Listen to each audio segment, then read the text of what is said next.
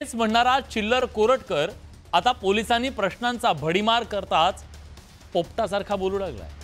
आधी नाही नाही म्हणणारा कोरटकर पोलिसी खाक्या दिसतात हो हो म्हणू लागलाय।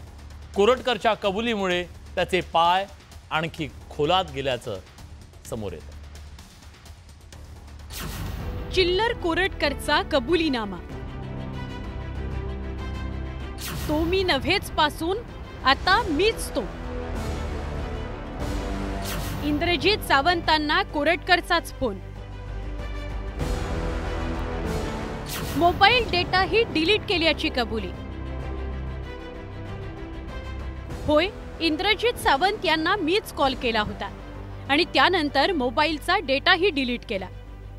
ही कबुली आहे नागपूरच्या चिल्लर प्रशांत कोरटकर याची। छत्रपती शिवाजी महाराजांचा अवमान करून तो मी नव्हेच म्हणत पोलिसांसोबत लपंडाव खेळणाऱ्या प्रशांत कोरटकरला पोलिसांनी तब्बल महिन्याभरानंतर अटक केली। फरार असताना साळसूतपणाचा आव आणणारा चिल्लर पोलिसांच्या ताब्यात आल्यावर मात्र आता पोपटासारखा बोलू लागलाय। 24 फेब्रुवारी रोजी इंद्रजित सावंत यांना त्यानं कॉल करत धमकावलं होतं। छत्रपती शिवाजी महाराज यांच्याबद्दल अपशब्द वापरले होते।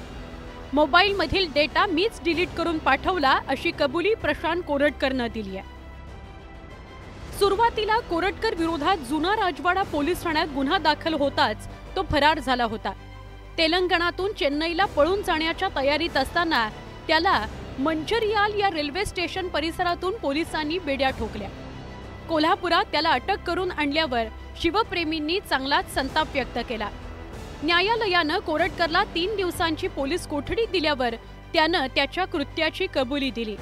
त्यानंतर आता उपमुख्यमंत्री अजित पवार यांनीही कोरटकरला योग्य शासन होईल अशी ग्वाही दिली आहे। जो कोणी दोषी असेल त्याला पकडून त्यांनी गुन्हा कबूल केलेला असेल तर पुढे तशा पद्धतीनं केस ही कागदपत्र तयार केली जातील, न्याय व्यवस्थेच्या समोर मांडली जातील आणि दोषी असेल त्याला शासन केलं जाईल। दुसरीकडे उद्धव ठाकरे यांनी मात्र कोरटकरच्या कबुलीनाम्यावर निशाणा साधलाय। कोरटकरकडून केवळ निबंध लिहून घेतील आणि त्याला सोडलं जाईल असं म्हणत त्यांनी सत्ताधाऱ्यांना चिमटा काढला। महिनाभरानंतर अटक होते, कबुली दिली आहे की मीच फोन केला होता इंद्रजित सावंत यांना। 1 महिनाभर लागतो। कृष्णा आंधळे अजून त्याच्याकडनं एक निबंध लिहून घेतील आणि सोडतील। वाटतं तुम्हाला सोडून देतील? सोडतील, बघा तुम्ही। कोरटकरची कोठडी ही 28 मार्चला म्हणजे शुक्रवारी संपणार आहे। मात्र पोलिसांनी कोरटकरवर प्रश्नांचा भडीमार कायम ठेवलाय। कोरटकर आता छातीत दुखण्याचं कारण पुढे करू लागलाय। त्यामुळे शुक्रवारच्या सुनावणीत नेमकं काय होतं हे बघणं महत्त्वाचं ठरणार आहे। ज्ञानेश्वर साळोखे, न्यूज 18 लोकमत, कोल्हापूर।